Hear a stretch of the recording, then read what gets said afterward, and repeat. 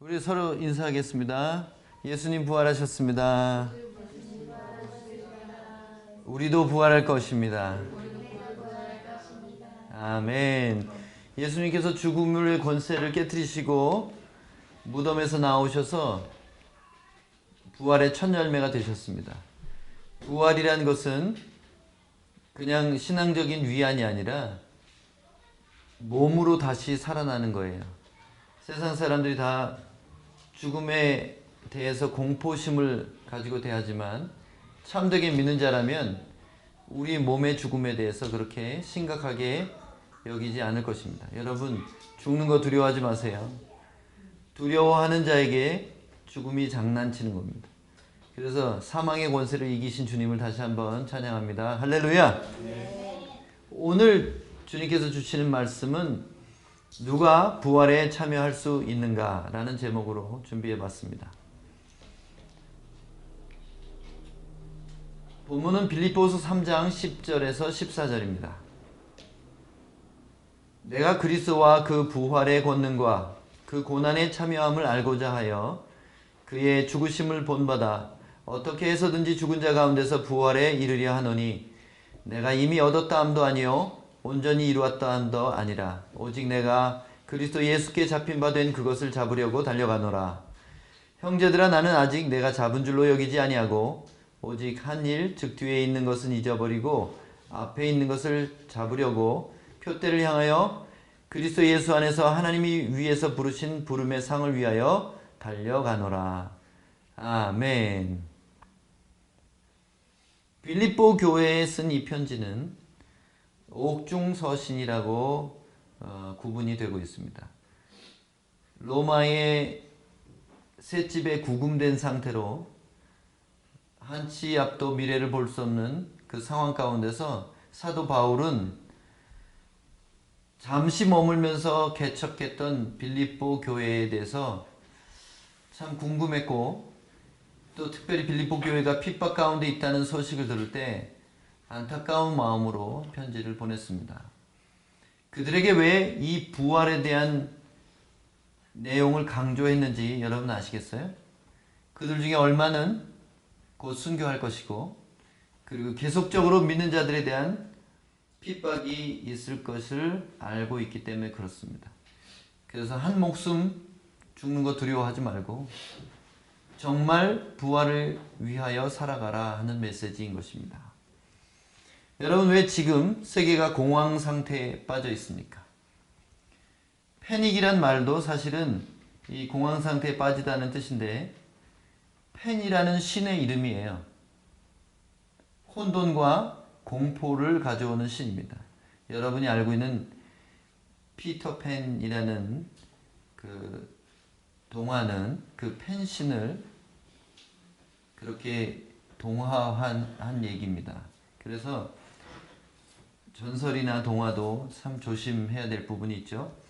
지금 세계가 공황 상태에 빠진, 패닉에 빠져 있는 그 이유는 바로 모든 사람들이 두려워하기 때문인데, 그 두려움의 근본적인 이유는 바로 죽음입니다. 어떤 잘난 사람도, 어떤 유능한 사람도 이 죽음이라는 인류 공통의 강적 앞에서는 무기력하다고 믿기 때문입니다.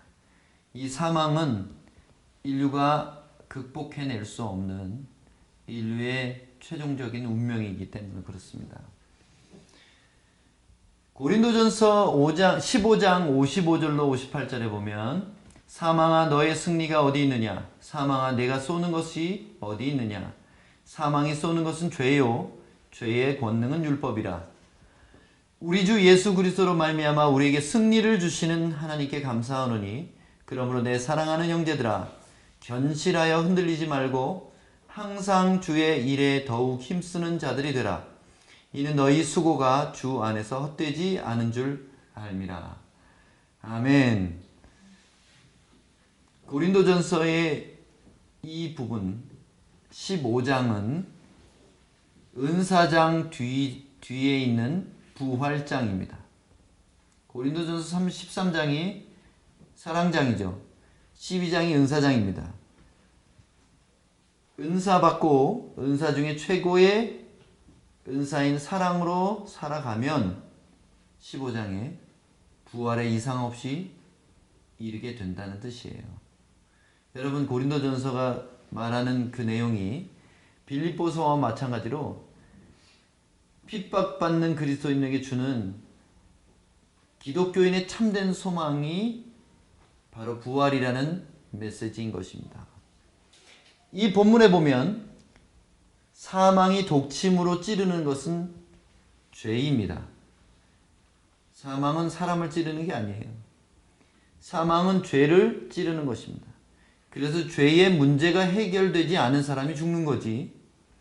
만약에 이 세상 사람들 중에 죄의 문제가 해결된다면 잠깐 육체적인 죽음이 있겠지만 영원한 죽음은 면하게 되는 것입니다. 그래서 사망이 독침으로 찌르는 것은 어떤 사람이 아니라 죄라는 것입니다. 그래서 죄의 문제가 해결된 사람이냐 아니냐가 인간에게서 가장 중대한 문제라고 저는 생각합니다. 죄의 힘은 율법에서 나온다고 합니다. 이게 무슨 뜻일까요? 죄가 사람을 사망케 하는 그 힘의 근원이 바로 율법이라는 것이에요. 율법은 하나님이 제정하신 법입니다. 로마서 8장 1절이 말하고 있는 죄와 사망의 법은 율법을 가리키는 것인데 율법은 죄 있는 육체는 반드시 죽이라고 했습니다. 이것이 하나님의 원칙이에요. 그래서 죄를 갖고 있는 육체는 죽어야 합니다. 근데 그 죄의 문제가 해결되면 죽음의 문제도 자동적으로 해결된다는 뜻입니다. 여러분, 성령의 법을 따르는 사람은 율법 아래 있지 않으므로 죄 없다함을 받고 사망의 독침을 받지 않습니다. 다시 말해서 영원한 죽음에 들어가지 않을 수 있다는 것입니다. 방금 얘기했던 로마서 8장 1절 2절입니다. 그러므로 이제 그리스도 예수 안에 있는 자에게는 결코 정죄함이 없나니 이는 그리스도 예수 안에 있는 생명의 성령의 법이 죄와 사망의 법에서 너를 해방하였습니다. 정죄함이 없다는 말은 사망에 대해서 면제받는 판결. 그래서 이 정죄는 너는 사형이다 하는 정죄입니다. 그래서 사형에 해당하는 판결을 모면한다는 뜻이에요. 이 정죄함이 없다는 뜻이 근본적으로는 영원한 사망에 대한 면죄라는 얘기입니다. 그래서 죄와 사망의 법 아래 있으면, 율법 아래 있으면 죄가 있으면 사망이 옵니다. 아주 자연적인 거예요. 이게 하나님이 정하신 겁니다. 그러나 생명의 성령의 법을 따른다면 생명을 얻는다는 것입니다. 죄와 사망의 법의 내용이 바로 죄가 있으면 죽는다. 생명의 성령의 법의 내용이 성령의 음성을 따르며 살면 생명을 얻는다. 아주 간단한 얘기예요. 그런데 마치 죄와 사망의 법에서 해방되면 예수 안에서 자유롭게 살아도 되는 것처럼 착각하는 사람이 있어요. 예수 안에 있는 자유는 자기 마음대로 살 자유가 아니라 성령님께 복종할 자유입니다. 이게 얼마나 큰 차이인지 아세요? 우리에게 있는 자유는 내 마음대로 할 자유가 아니라 성령께 자유로이 복종할 자유라는 것이에요. 굉장히 큰 차이죠. 죄와 사망의 법에서는 해방돼야 되지만 무법자로 사는 것이 아니라 성령의 법 아래로 옮겨가야 된다는 것입니다. 성령의 법을 따르는 것은 자기 확신이나 단순히 믿는다고 고백하는 것을 말하는 것이 아닙니다. 성령님의 음성과 진리의 말씀을 순종하며 사는 삶을 성령의 법을 따르는 삶이라고 말할 수 있습니다. 오늘 본문에 빌립보서 3장의 10절 말씀에 보면 내가 그리스도와 그 부활의 권능과 그 고난에 참여함을 알고자 하여 그의 죽으심을 본받아 어떻게 했으든지 죽은 자 가운데서 부활에 이르려 하노니. 부활의 권능과 고난에 참여하려면 예수의 죽으심을 본받아야 합니다. 이게 무슨 뜻일까요? 예수의 죽으심을 어떻게 본받을 수 있을까요? 예수의 죽으심을 본받지 않으면 예수의 부활의 권능, 예수의 고난에도 참여할 수 없기 때문입니다. 본받는 내용이 도대체 무엇입니까? 예수의 죽으심의 핵심 내용은 바로 하나님께 순종하고 남을 위해 죽는 거예요. 순종과 이타성이 십자가의 죽음의 내용입니다. 하나님을 사랑하고 형제를 사랑함으로 하나뿐인 목숨을 버리기까지 하는 것. 그것이 예수님의 죽으심을 본받는 것입니다. 12절을 다시 한번 보면 내가 이미 얻었다함도 아니요 온전히 이루었다함도 아니라 오직 내가 그리스도 예수께 잡힌 바 된 그것을 잡으려고 달려가노라. 형제들아 나는 아직 내가 잡은 줄로 여기지 아니하고 오직 한 일 즉 뒤에 있는 것은 잊어버리고 앞에 있는 것을 잡으려고 표대를 향하여 그리스도 예수 안에서 하나님이 위에서 부르신 부름의 상을 위하여 달려가노라. 여기 많은 수사적인 표현을 썼습니다. 그리스도께 잡힌 것, 앞에 있는 것, 표대, 부르심의 상, 이렇게 사도 바울이 네 가지로 표현한 그것은 도대체 무엇입니까? 그리스도가 잡으신 것이 무엇입니까? 그리스도는 인류 최초로 죽은 자 가운데서 다시 살아나는 부활의 영광을 손에 잡으셨어요. 그래서 그분을 부활의 첫 열매라고 하는 것입니다.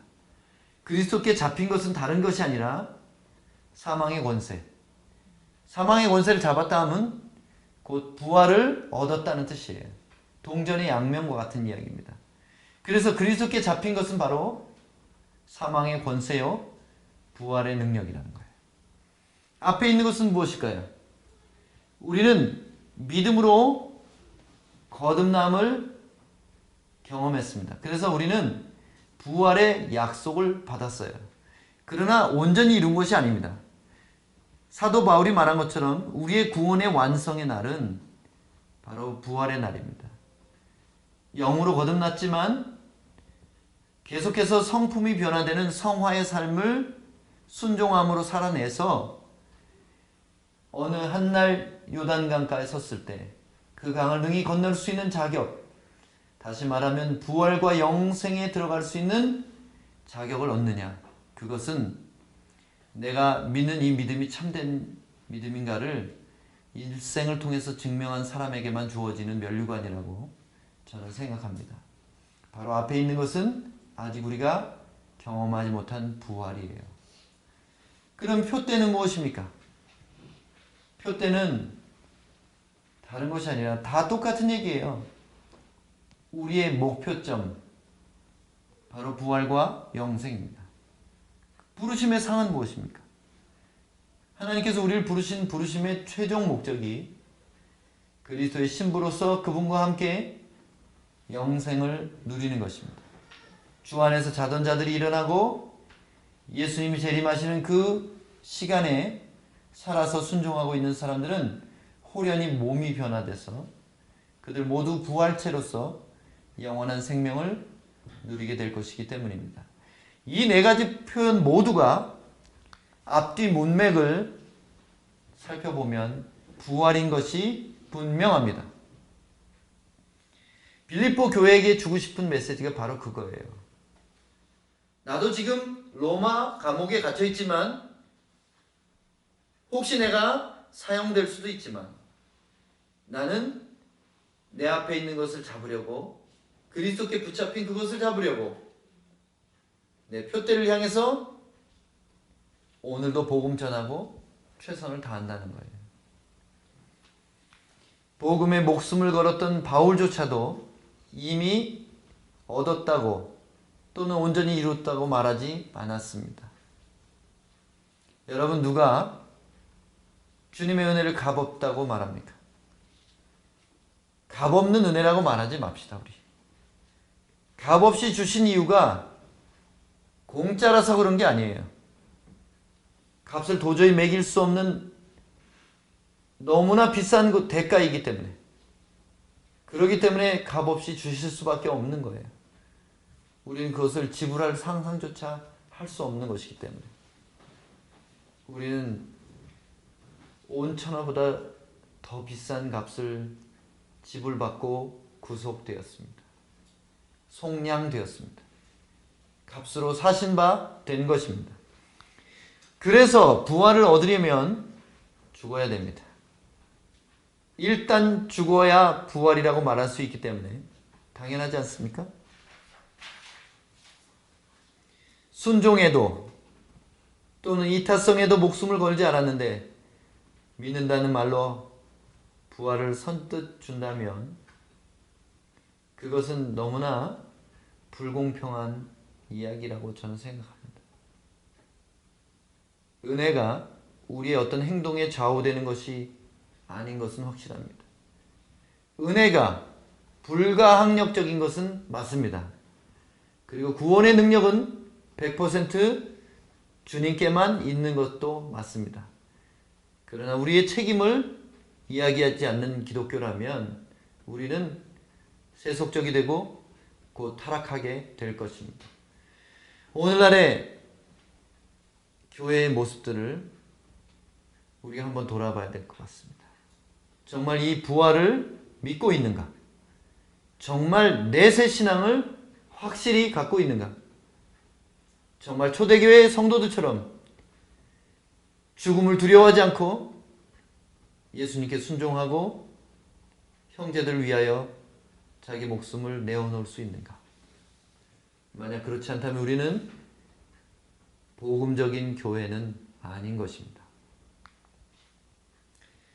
어떤 여자에게 목숨을 건 한 남자가 그 여자로부터 기대하는 것이 무엇이겠습니까?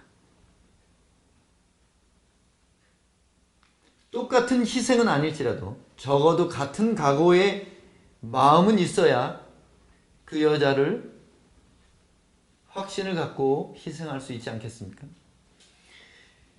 우리가 꼭 기억해야 되는 것은 그리스도는 우리를 그분의 신부로 선택한 것이라는 사실입니다. 그분이 우리를 신부로 택했다면 우리의 능력은 안 되고 우리의 결심은 무너질지라도 그래서 마음의 중심은 그분께 진실해야 돼요.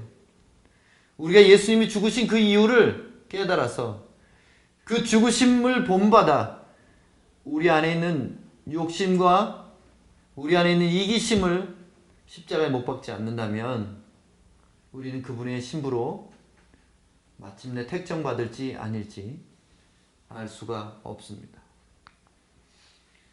로마서 6장 1절로 13절입니다. 그런즉 우리가 무슨 말을 하리요? 은혜를 더하게 하려고 죄에 거하겠느냐? 그럴 수 없느니라. 죄에 대하여 죽은 우리가 어찌 그 가운데 더 살리요? 무릇 그리스도 예수와 합하여 침례를 받은 우리는 그의 죽으심과 합하여 침례를 받은 줄을 알지 못하느냐? 그러므로 우리가 그의 죽으심과 합하여 침례를 받음으로 그와 함께 장사되었나니 이는 아버지의 영광으로 말미암아 그리스도를 죽은 자 가운데서 살리신 것 같이 우리로 또한 새 생명 가운데서 행하게 하려 함이라. 만일 우리가 그의 죽으심과 같은 모양으로 연합한 자가 되었으면 또한 그의 부활과 같은 모양으로 연합한 자도 되리라. 우리가 알거니와 우리의 사람이 예수와 함께 십자가에 못 박힌 것은 죄의 몸이 죽어 다시는 우리가 죄에게 종노릇하지 아니하려 함이니 이는 죽은 자가 죄에서 벗어나 의롭다 하심을 얻었습니다. 만일 우리가 그리스도와 함께 죽었으면 또한 그와 함께 살 줄을 믿노니 이는 그리스도께서 죽은 자 가운데서 살아나셨음에 다시 죽지 아니하시고 사망이 그를 다시 주장하지 못할 줄을 알미로다. 그가 죽으심은 죄에 대하여 단번에 죽으시며 그가 살아 계심은 하나님께 대하여 살아 계심이니 이와 같이 너희도 너희 자신을 죄에 대하여는 죽은 자요 그리스도 예수 안에서 하나님께 대하여서는 살아있는 자로 여길지어다. 그러므로 너희는 죄가 너희 몸을 지배하지 못하게 하여 몸의 사욕에 순종하지 말고 또한 너희 지체를 불의의 무기로 죄에게 내어주지 말고 오직 너희 자신을 죽은 자 가운데서 다시 살아난 자 같이 하나님께 드리며 너희 지체를 의의 무기로 하나님께 드리라. 아멘. 부활에 이를 수 있는 사람은 5절 말씀처럼 그의 죽으심과 같은 모양으로 죽는 사람입니다. 예수 그리스도의 죽으심은 다시 한번 말씀드리지만 하나님께 순종하고 형제를 살리기 위한 사랑의 죽음입니다. 요한일서 3장 16절 말씀대로 그가 우리를 위하여 목숨을 버리셨으니 우리가 이로써 사랑을 알고 우리도 형제들을 위하여 목숨을 버리는 것이 마땅하니라. 바로 형제를 위하여 목숨을 버릴 수 있으면 이상 없이 예수님의 부활에 같이 참여한 자가 될 것으로 믿습니다.